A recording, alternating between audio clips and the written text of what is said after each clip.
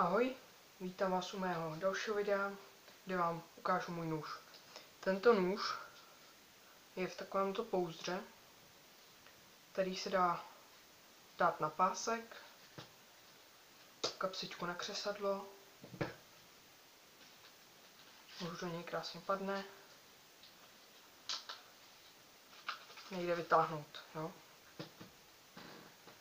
Tento nůž je přes 20 cm velký, má takovýto vzor, můžete si ho koupit i v zeleném vzoru nebo úplně v černém. Má tady dírku na provázek.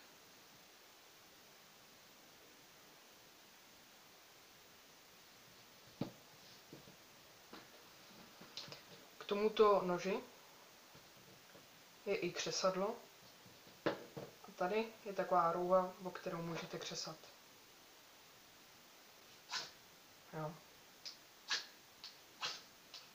Nůž od firmy Energy Rui.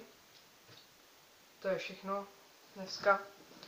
A teďka vám ukážu ten test s tímto nožem.